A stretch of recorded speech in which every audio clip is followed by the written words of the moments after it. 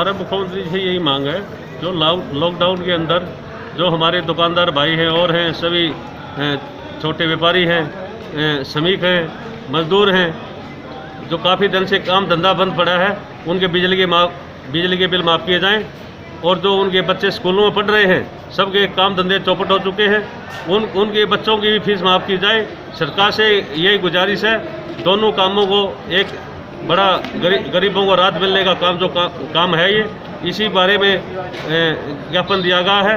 अगर सरकार आपकी ज्ञापन को नामंजूर करे फिर क्या करेंगे? ना, हमारी कांग्रेस पार्टी लड़ाई लड़ेगी, हमारे नेता हमारे कार्यकर्ता मिलकर लड़ाई लड़ेंगे गरीबों के लिए, सभी रोड पे जनता के लिए साथ हैं। आज बुरा हाल है, बीके हॉस्पिटल में डेड बॉडियाँ गायब हो रही हैं और हो रही है। भाजपा सरकार बिल्कुल चौपट हो चुकी है। दिखाई दे रहे लोग दरअसल कांग्रेस के नेता हैं। ये लोग दरअसल इस बात को लेकर परेशान है कि यहाँ की जनता त्राही कर रही है और सरकार इस पर कोई ध्यान नहीं दे रही।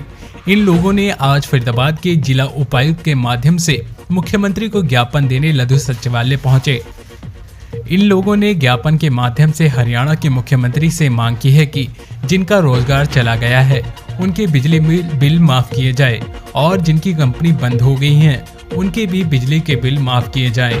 और दूसरी मांग यह है कि स्कूल या ट्यूशन की फीस के अलावा अन्य फीस माफ की जाए। जिला उपायुक्त की अनुपस्थिति में एसडीएम अमित कुमार को ज्ञापन सौंपा गया। एसडीएम ने ज्ञापन लेते हुए सारी मांगों को सुना और कहा कि आपकी मांगों को मुख्यमंत्री तक पहुंचा दिया जाएगा।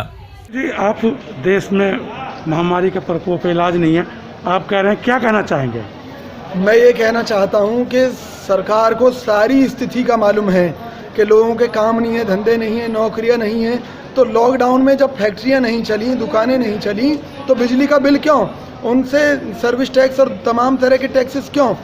सरकार ने लूट मचा रखी है, दिन प्रतिदिन महंगाई बढ़ रही है, पेट्रोल डीजल के रेट बढ़ाए जा रहे हैं, जबकि सरकार को मालूम है कि इसका सारा इफेक्ट आम जनता के ऊपर पड़ता है। इसके अलावा जब सरकार को मालूम है कि लोगों के काम धंधे नहीं है, तो जो स्कूलों के जो एक्स्ट्रा फंड है, देखिए स्कूल वालों के प्रति भी हमारी सहानुभूति है कि ट्यूशन फीस लेकर वो काम चलाएं। इस साल वो जो एक्स्ट्रा फंड और तमाम तरह के खर्चे हैं उन पर अंकुश लगाएं, उन्हें अभिभावकों से ना मांगें। इसके अलावा जब तक कोरोना की वैक्सीन नहीं आ जाती, सरकार ये सुनिश्चित करे कि भी प्राइवेट स्कूलों में बच्चे ना जाएं। हमारी सरकार से मांग यही है कि देखिए, लोग बेरोजगार हो रहे हैं, लोगों के काम धंधे चौपट हो रहे हैं, बाज़ार केवल हफ्ते में 3 दिन खुल रहे हैं, जिससे ना दुकानदार का खर्चा निकल रहा है, ना वर्कर का खर्चा निकल रहा है। इतने लोग अपने बिल्डिंगों को छोड़ कर भाग रहे हैं जो किराएदार थे। क्यों? काम नहीं, धंधा नहीं। तो सरकार को उन्हें राहत देने के लिए कुछ तो करना चाहिए। मैं तो कहता हूँ 1 साल का हाउस टैक्स, सर्विस टैक्स, ये जितने भी तमाम तरह के पानी के टैक्स हैं सब माफ़ होने चाहिए, और लॉकडाउन के दौरान का बिजली का बिल वगैरह माफ़ होना चाहिए। और ये जो पीटीआई इस बेरोजगारी के दौर में बर्खास्त की है सरकार ने, इनको तुरंत वापस ले ताकि इनके परिवार जी सकें।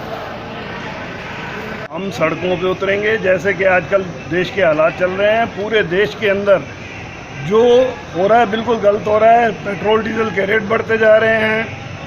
सारी बातें जो है अभी हमारे भाइयों ने, हमारे साथियों ने कह दी हैं। उसके अलावा मैं यही चाहूँगा कि अगर सरकार किसी तरह से नहीं मानती है तो हम सब लोग सड़कों पे उतरेंगे। कांग्रेस पार्टी एक वर्कर, एक कार्यकर्ता सड़क पे आएगा और सरकार से जवाब मांगेगा, क्योंकि ये सरकार जो है सही ढंग से नहीं चल रही है। इन्हीं शब्दों का धन्यवाद। इस तरह के ज्ञापन और मांग लॉकडाउन के समय से ही की जा रही है। कई संस्थाओं और राजनीतिक पार्टियां इस बात को लेकर मांग कर चुकी हैं। इन्होंने कहा कि हमारी मांगों को अगर पूरा नहीं किया गया तो हम आंदोलन करेंगे। फरीदाबाद से हिट इंडिया न्यूज के लिए जयशंकर सुमन की रिपोर्ट। सबसे पहले खबरें देखने के लिए हमारे चैनल को सब्सक्राइब करें और लाइक करें।